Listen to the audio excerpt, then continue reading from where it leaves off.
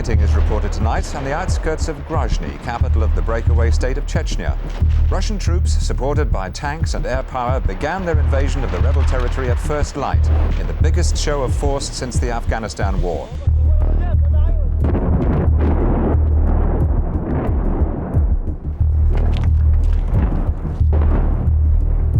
Fresh columns of Russian tanks have been rumbling across the snowy plains of northern Chechnya.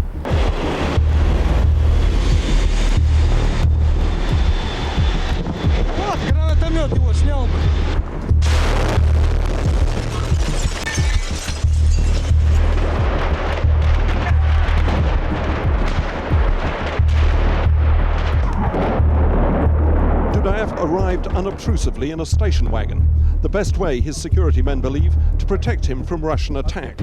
I feel fear only before Almighty God. Thousands of Chechens turned out to line the road for about 20 miles. The chant, freedom or death. Let's not talk about history, let's talk about Afghanistan. It's the question of law and order today.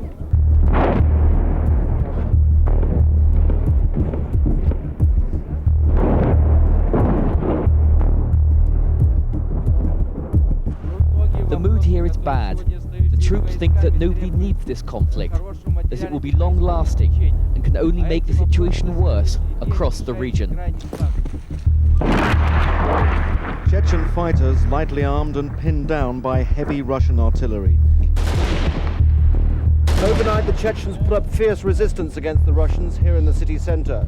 Their fighters, many of them civilians who had taken to arms with shotguns, some with improvised ammunition, were claiming success.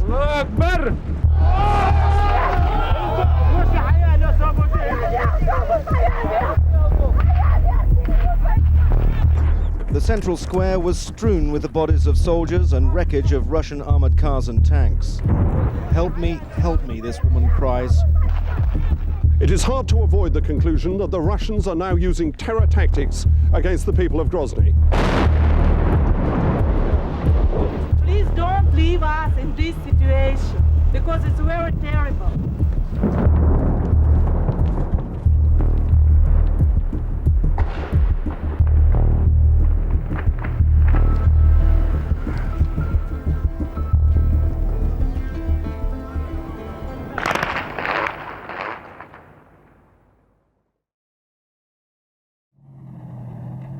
This is Russia's wild frontier, the breakaway mountain republic of Chechnya, where political scores are settled with tanks. Now a long-running power struggle has erupted into open warfare. Opposition guerrilla fighters were blasted from this forward base in the small town of Argun, just 10 miles from the capital, which they'd pledged to attack. But the regime struck first, killing opposition guerrillas before they withdrew. The losses will not go unanswered.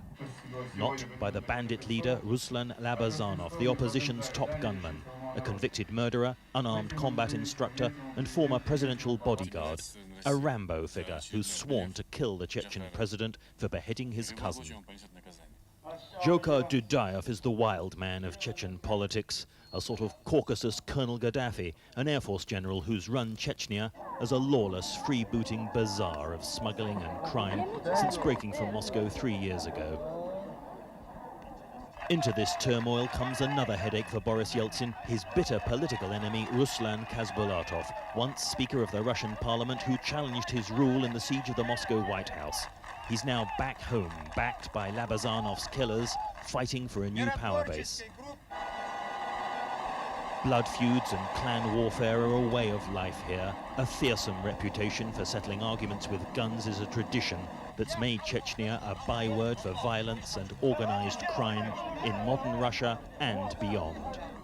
Ian Glover-James, ITN, Moscow. For the second time in 2 days, planes burned on an airfield near the Chechen capital following a raid by unidentified aircraft. As before, the Chechens have claimed that the bombers were Russian, but this cannot be confirmed.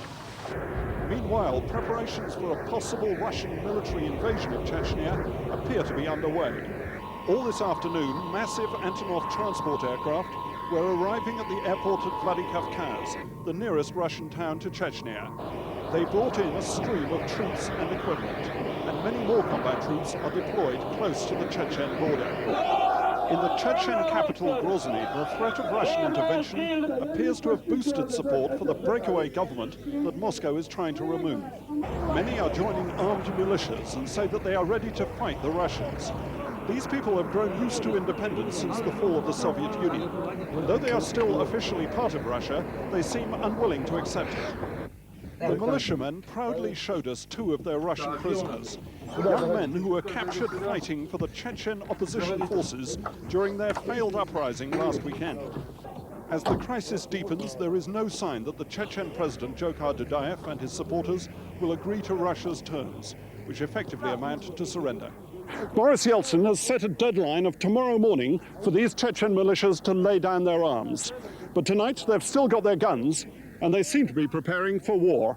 Julian Mannion, News at 10, inside Chechnya. In spite of Boris Yeltsin's ultimatum, the Chechens have not disarmed and instead are trying to shoot down the Russian jets that appear over Grozny. Though Moscow denies it, there is little doubt that these are Russian Air Force bombers. And today they carried out yet another attack on Grozny airport. Near planes damaged in earlier raids, they hit storage tanks containing 3,000 tons of aviation fuel. The Chechens have no means to put the fires out and no means to protect their own aircraft. It's hard to avoid the conclusion that these repeated bombing attacks on Grozny airport are a deliberate act of intimidation by the Russian Air Force, and perhaps also a preparation for a full-scale airborne assault in this area. And only hours later, the Russians struck again. At an airfield 30 miles from Grozny, they destroyed what little air power the Chechens themselves possessed. The outdated Chechen planes were hit with terrible precision, though a stray bomb killed a man in a nearby village. But the Chechens who support the separatist government of General Dudayev remain defiant. Their fledgling state has gained the reputation of being a haven for mafia criminals. But today many of these people told me that they are ready to die fighting if the Russians invade. Tonight, Russian armor is moving near the Chechen border. Boris Yeltsin says that he will restore constitutional rule in Chechnya. But it now seems that only the outright use of force can possibly achieve that. Julian Mannion, News at 10, Grozny.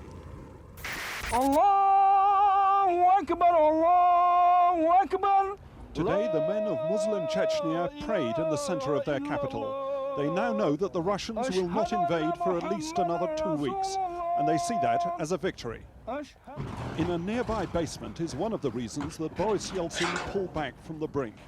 For this is where the Chechens are holding some of their Russian prisoners, in a dark, windowless room that could all too easily become a place of execution. These are Russian soldiers who were captured last Saturday during an uprising that was officially mounted by the Chechen opposition. In fact, it is now clear that it was largely staged by the Russian Secret Service, which recruited these young men from various elite units of the Russian army. They were told that the Chechens would welcome them, but their tanks were blown to pieces in the streets of Grozny. Today, a few of the 70-odd prisoners were allowed out to repair some of the tanks for their captors. But they know that their real role is as hostages, who may simply be executed if the Russian army invades. We hope that television will show the Russian people what has happened to us, and that other Russian soldiers won't do what we did, because they'll die here. The Chechens are playing their trump card for all it's worth. Some Russian MPs have been allowed to meet the prisoners, but there's no progress in getting their release. Russia is now faced with her very own hostage crisis. Julian Mannion, News at 10, Grozny. Chanting their defiance at Moscow. While negotiations continued in the nearby presidential palace, crowds in the central square of the Chechen capital, Grozny, had their own answer to Russia's demands. They lay down their weapons. Everybody seems convinced the Russians will invade, and rumour of imminent attack was passed around the crowd by marauding gunmen. There's little shortage of arms in this city. The tension was broken when the Chechen military leader emerged to say that Moscow had extended its deadline to the 15th of December, though he wasn't impressed. It depends on Russia. If they want war, they'll get war. In a yard behind the presidential palace, modern T-72 tanks, captured by the government, are being repaired. These were the only tanks that survived an opposition attack on the capital last weekend, which now looks like a Russian-sponsored operation. Russian soldiers captured during that attack were being forced to do the repairs. And one Russian tank commander said he'd been recruited by the Russian counterintelligence service. They offered me and other officers a contract, which they said was for a combat mission. First they said it was just to maintain the tanks for the opposition. Then they said we must drive them into town. More Russian soldiers are being kept captive in the basement of a nearby building, the Chechens having lifted an immediate threat to kill them. They're too valuable for that. The soldiers confirmed to us they'd been sent from 3 bases around Moscow. One showed us his Russian army dog tags. They'd been promised early release from the army if they took part in the attack. We've been set up. We didn't come here as mercenaries. We were sent here as Russian soldiers and officers. Now we've been abandoned by our government. They told us there was no risk at all, and when we got home we would be demobilized from the army. Moscow has been wanting to be rid of the Chechen regime since they declared independence in 1991. But it's only the last 4 months that Russia has stepped up its active support for the opposition, believing it has strategic interests at stake in the volatile Caucasus region. If Moscow's aim has been to intimidate Grozny, it's clearly failed. After a week of threats, the people here seem more determined than ever, both to hold on to their prisoners and, if necessary, to fight the Russians. Tonight, Moscow's policy in the Caucasus seems in a bigger mess than ever. Ian Williams, Channel 4 News, Chechnya. Good evening, this is ITN. Tonight's headlines. Yeltsin sends the tanks into war against Russia's breakaway republic. Heavy fighting is reported tonight on the outskirts of Grozny, capital of the breakaway state of Chechnya. Russian troops, supported by tanks and air power, began their invasion of the rebel territory at first light in the biggest show of force since the Afghanistan war. The Chechen president has warned the entire region could turn into a bloodbath. Within the last few minutes, Chechen authorities claim to have taken 40 Russian prisoners. Russian helicopter gunships and ground troops in action this evening in Chechnya. Despite the appeals for this not to turn into a war, the Russians are meeting resistance and being forced to fight. The columns of troops and armoured vehicles crossed the Chechen border at first light this morning. They rolled past a largely unresisting population. But within the Chechen capital, Grozny, hundreds of armed men say they are ready to fight, suicidal or not. It's still not clear whether the Russians intend to storm the city and risk massive civilian casualties, nor whether the Chechen leader, Dzhokhar Dudayev, is serious about resolving this peacefully. The invasion is, however, not going down well in Moscow. This evening, close to 1,000 people turned out in freezing temperatures to hear a former ally of Boris Yeltsin, Yegor Gaidar, remind the president he's sending troops against fellow Russians. Heavy casualties on either side would be deeply unpopular here. President Yeltsin is still in hospital tonight, recovering from a minor nose operation. But that won't protect him if this invasion goes wrong. He ordered it against the opposition of the Russian parliament, and the responsibility is entirely his. James Mates, ITN, Moscow. The Russian President Boris Yeltsin today called for the crisis in the breakaway region of Chechnya to be resolved urgently. Officials from the rebel government are holding last-ditch talks with Moscow this afternoon to try to prevent all-out war. Yesterday, Russian tanks were ordered to surround the Chechen capital of Grozny. Our Moscow correspondent Julian Mannion has sent this report from Grozny. On a rooftop in Grozny, Chechen militiamen get ready to confront the Russian army, which they know is only miles away. As last-ditch negotiations take place this afternoon, most here still believe that they will soon be facing a full-scale Russian attack. Throughout the capital, small pockets of defenders are preparing to fight house by house. These Chechen troops on the top floor of our hotel are members of General Dudayev's so-called kamikaze regiment. 3 miles outside Grozny, the Chechens have placed a thin line of volunteers. They're manning shallow trenches and an old World War II bunker. But there is little chance that they could halt the Russian tank regiments that are now deploying somewhere out there in the snow. The Russian armoured columns are still massing at several points in and around Chechnya. One thrust, supported by helicopter gunships, has been through the tiny Republic of Ingushetia, which borders Chechnya. The people here are strongly opposed to the Russian intervention and have tried to halt the tanks with makeshift barricades. Today, the Russian Defense Minister Pavel Grachev accused the Ingushetians, who number just 200,000, of declaring war on Russia. And there have been other sources of irritation for the Russians in spite of their overwhelming force. Last night, a Russian unit of 47 officers and men surrendered without firing a shot after being surrounded by the Chechen militia. The soldiers explained that they did not want to open fire on the Chechens. The Russian push into Chechnya has inflamed passions among people who are not normally supporters of General Dudayev. Chechen women are now joining militia units. On the other hand, there is now enormous pressure on the separatists to offer concessions in this afternoon's talks. The problem is to see what middle ground between the two sides can now exist. The training and equipment of the Chechen militia is pathetically inadequate for the task of defending their capital. But there may yet be just enough of them prepared to fight to make the Russians pay a price. And that is now the only bargaining card that these separatists have left.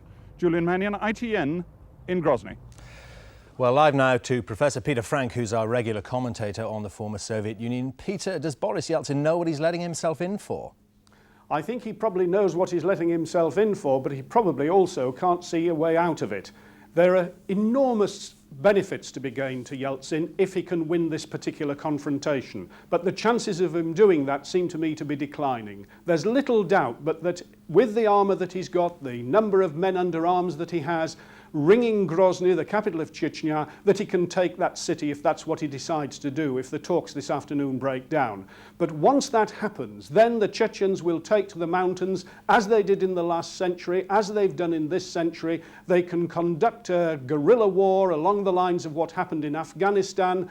Certainly a lot of the Russian troops, as Julian Mannion's report pointed out, won't want to fire against, if not their co-nationals, then at least against their co-citizens. And it seems to me that Yeltsin is very, very finely balanced indeed on this, with the balance of probability actually against him. Well, Peter, you mentioned some peace talks taking place this afternoon. Are you saying they're likely to fail? I'm not sure that they're likely to fail. There are obviously reasons why both President Dudayev of Chechnya might want them to succeed, because the chances of his being deposed increase if there is actual military intervention. Yeltsin will quite clearly want them to succeed because the amount of opposition building up against him domestically, that is to say back in Moscow across the political elite, is very, very great indeed. But at the same time, neither of these two men and the people representing them want to concede very much. And if they really get very much dug in on their positions, if it becomes insoluble, or seems to be to them, then I think some sort of military clash then becomes inevitable. Peter Frank, thanks very much. In the hills around Grozny, the Chechens are using their few big guns to try and hold up the remorseless Russian advance. This morning, the fighting reached the outskirts of the capital itself. The target, a pair of Russian army helicopters. Nearby, the rattle of small arms fire and occasional heavier explosions. Just over there behind us, there's been the sound of heavy machine gun fire, and the Chechen soldiers tell us that Russian armored vehicles are creeping forward, trying to get into the outskirts of Grozny.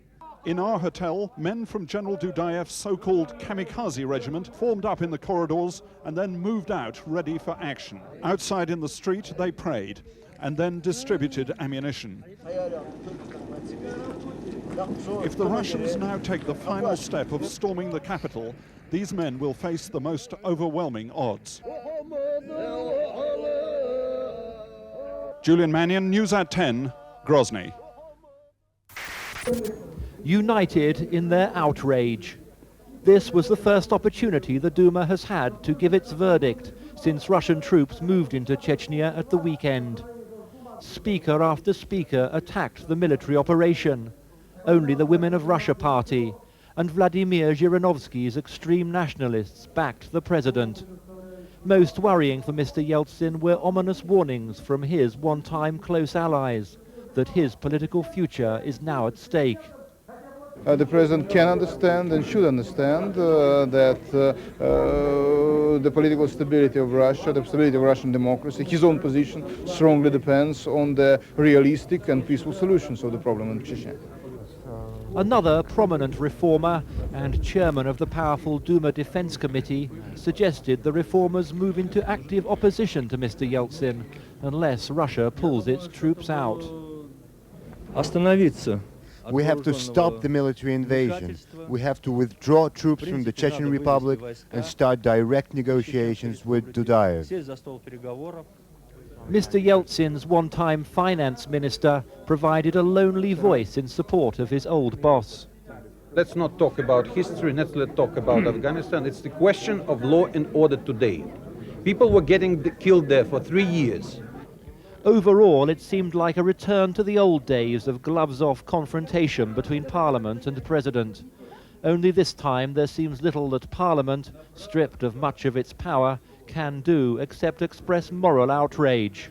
To the frustration of deputies here, President Yeltsin does appear to be acting within the Constitution. And anyway, the body that's supposed to adjudicate between him and the Duma, the Constitutional Court, isn't functioning right now because President Yeltsin hasn't got round to nominating all the judges. On the road to Grozny, a group of Chechen women prepare for another attempt to slow the Russian army by passive resistance. There are tears of emotion mixed with fear. With their men in front, they march in a cordon towards the Russian lines about a mile away. In the distance, tanks, their guns for the moment silent.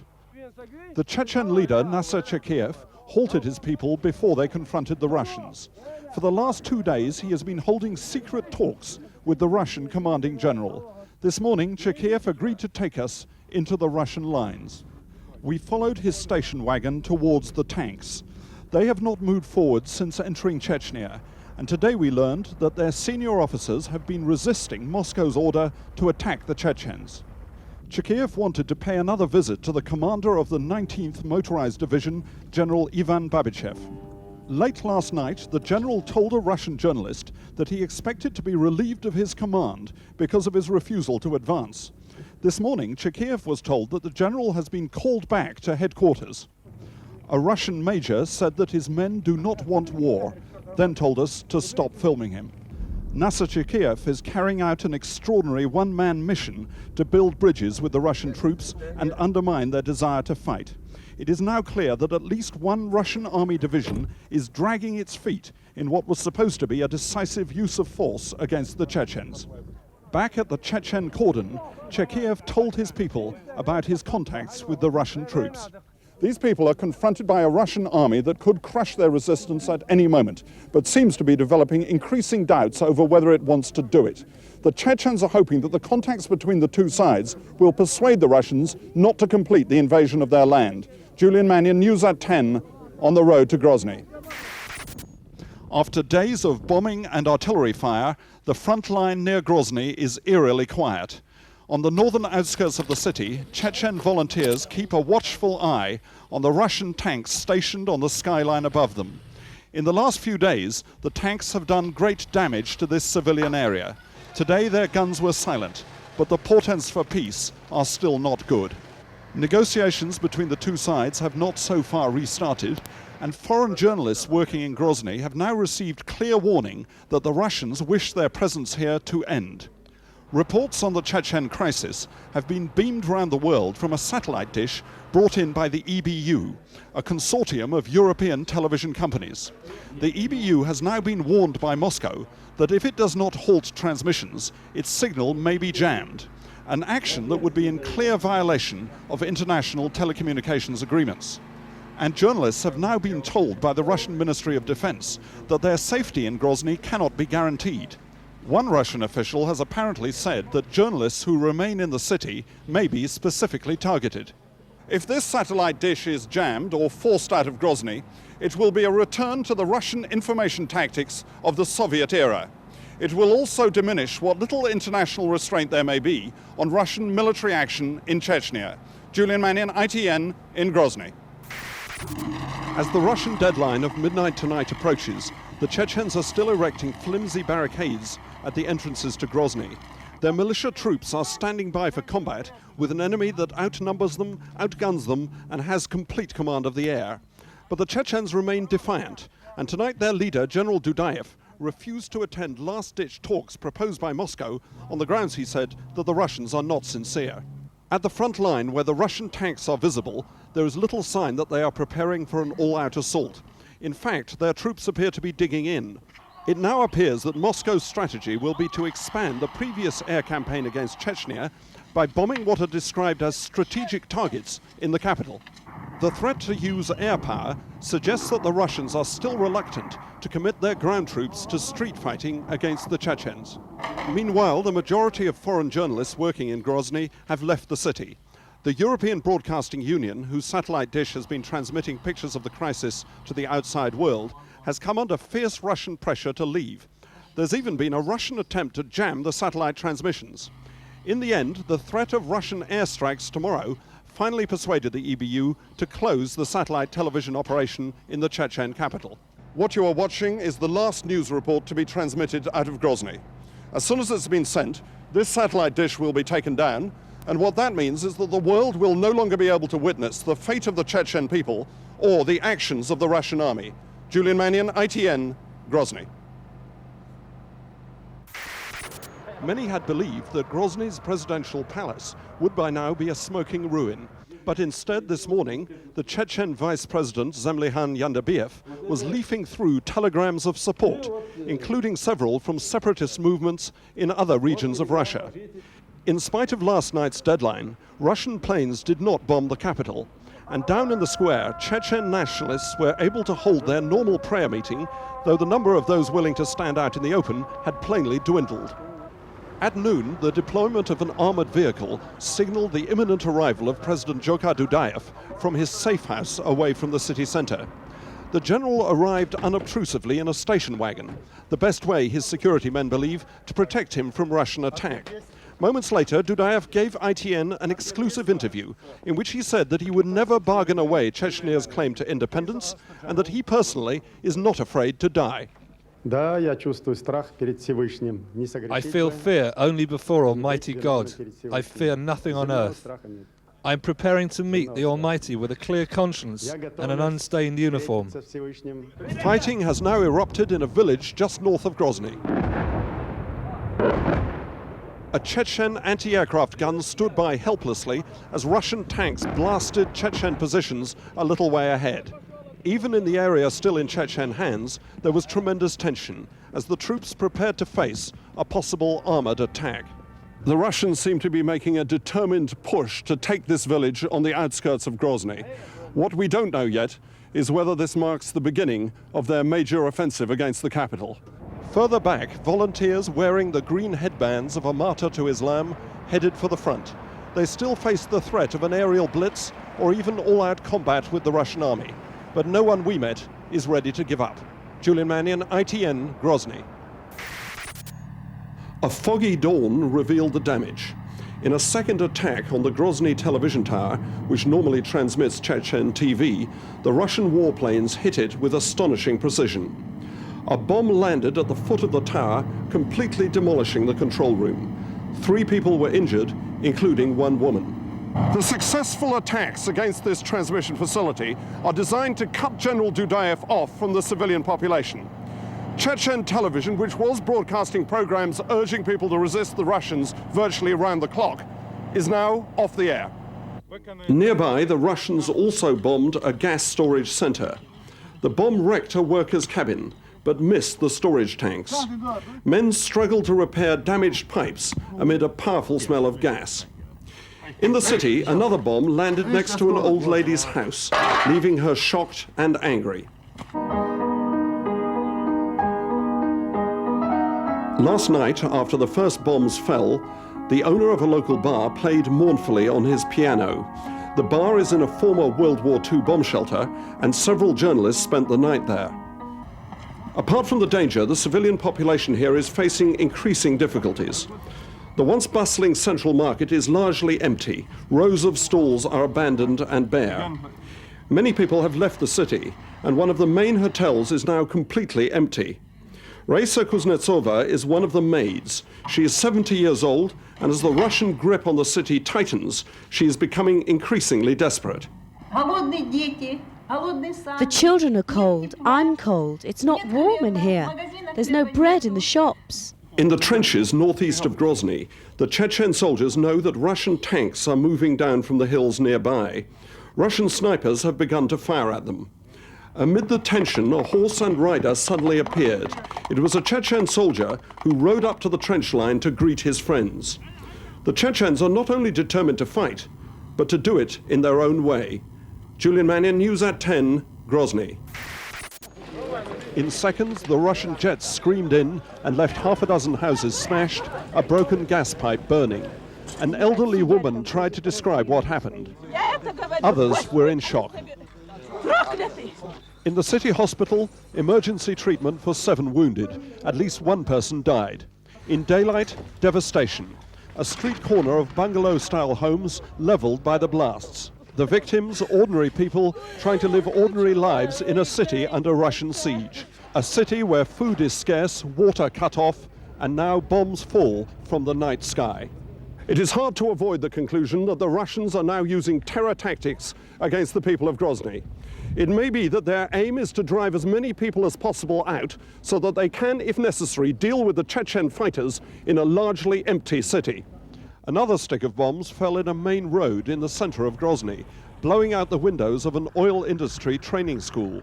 As we filmed the damage, the sounds of heavy gunfire could be heard from the northern outskirts of the city, where the heaviest fighting so far is taking place. On the main highway to the south, cars flashing their lights warned us that the road was coming under sporadic fire. We made it through at high speed and came to the start of an extraordinary demonstration by supporters of Chechen independence. Thousands of Chechens turned out to line the road for about 20 miles. It was a massive rejection of Russian rule. The chant, freedom or death. The Russian government now knows that the only way to crush this surging desire for Chechen independence will be with tanks. Julian Mannion, News at 10, on the road to Grozny. There was an uneasy calm as we drove into the center of Grozny. The people were trying to do what they could after a night of the heaviest bombing since Russia invaded Chechnya. Then the planes returned.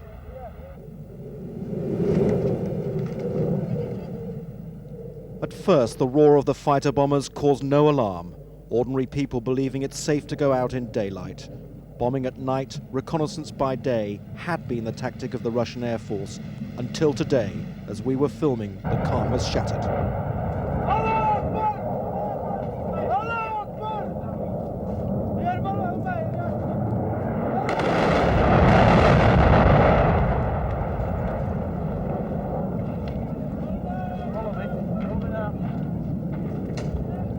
It's 11 days since the Russians invaded, and this is the closest they've come to the presidential palace, just about 700 yards down the road. This attack came without any warning whatsoever, and as you can see, civilians are all around. It was just then we were told to flee for our lives. Only seconds after the deafening blast, the warplanes returned. This is what they left behind. The appalling aftermath of what Russia has called precision bombing. These people weren't separatist fighters, mafia gunmen, or even soldiers. Help me, this woman cries. Help did come. Every passing car or bus was hailed down to use as makeshift ambulances. Bombs and missiles continued to rain down on this city. We counted dozens of dead, most of them civilians. And in Moscow, they say the Air Force is hitting strategic targets. Amongst the dead, an American woman freelance photographer. Her close friend and colleague could do nothing. This is the carnage of daytime bombing, which despite the advanced technology of a former superpower, proved inaccurate. Military strategists say it's a tactic of an invading force intent on demoralizing the Chechen people. But as Grozny tried to absorb this, the biggest bombardment since President Yeltsin ordered his troops in, General Dudayev was still claiming that his people had two choices, either death or freedom. This woman says she can't leave, she has nowhere to go. Please don't leave us in this situation, because it's very terrible. But the might of Russia's air force, with its awesome firepower, fell down on Grozny's people today. Yet so many are prepared to carry on suffering.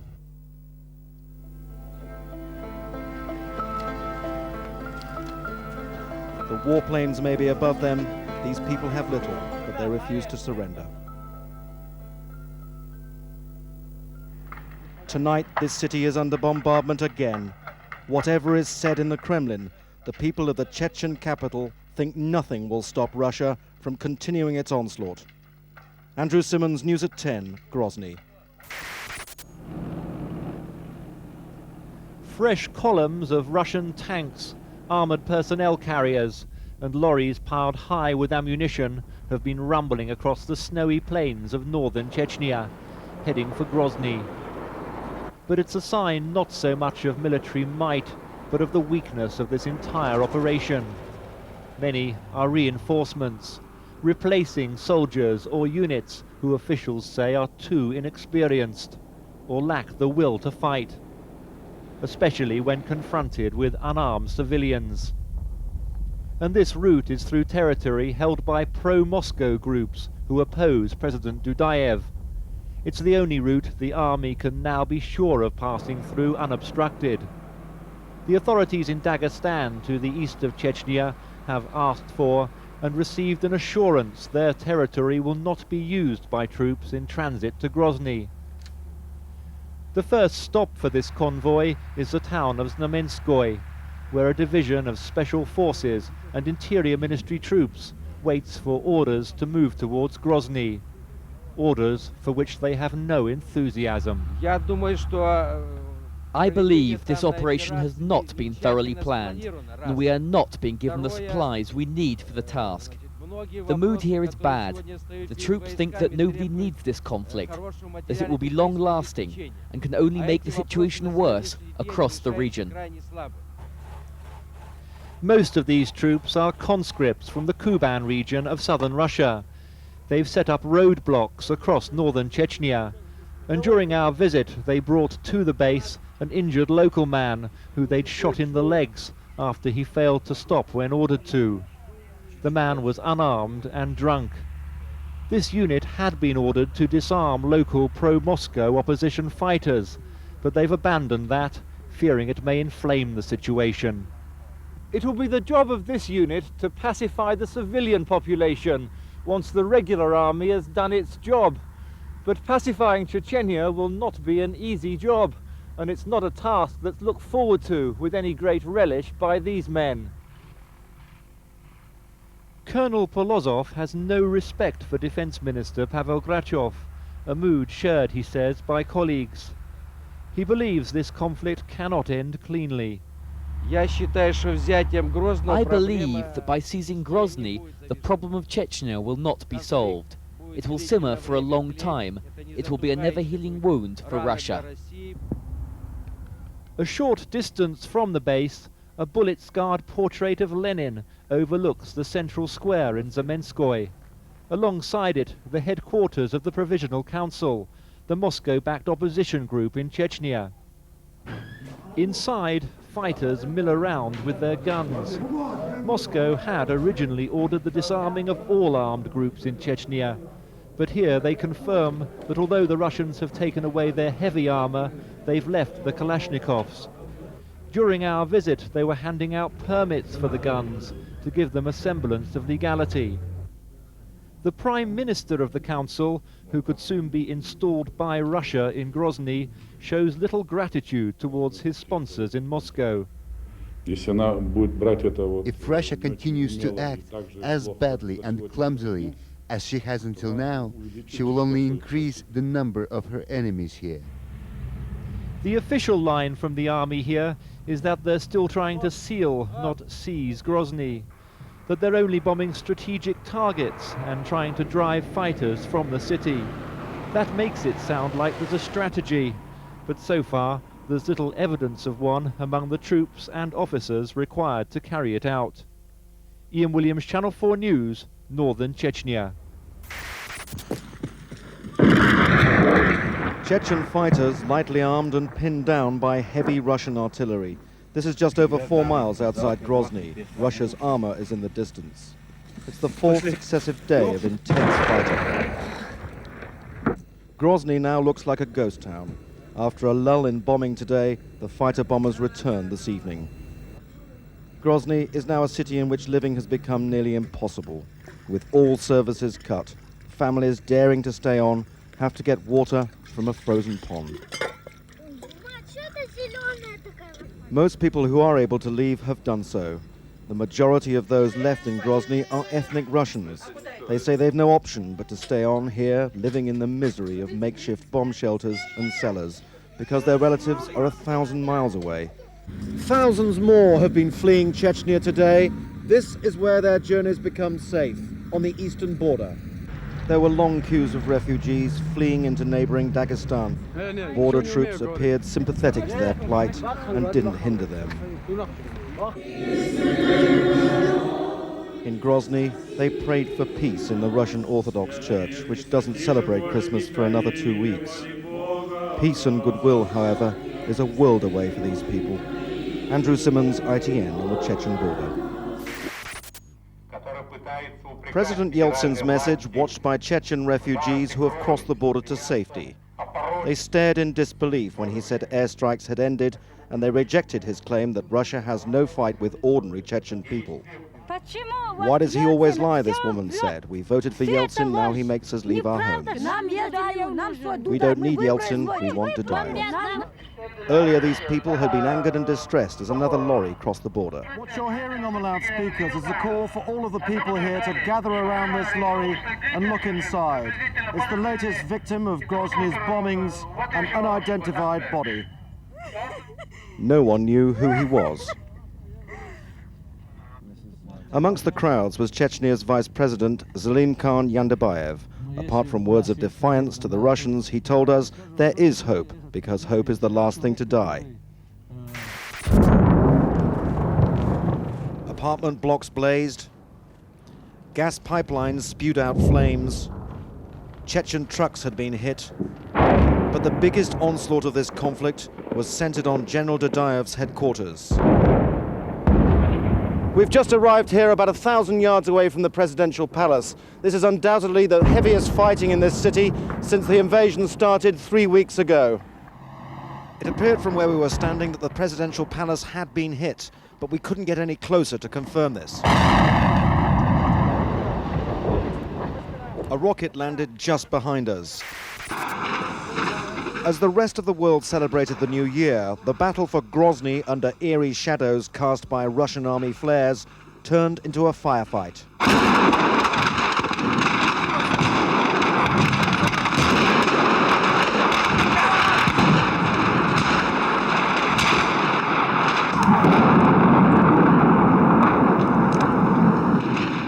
Here, a Russian tank is hit by the Chechens. This is the very heart of the Chechen capital, and its defenders claimed they repelled a Russian attack. This is how the battle started yesterday.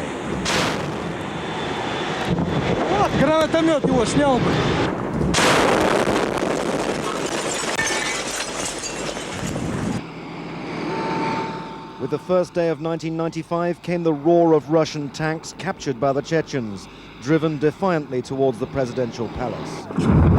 At first there was something of a lull in the bombardment by artillery and tanks. It didn't last beyond midday.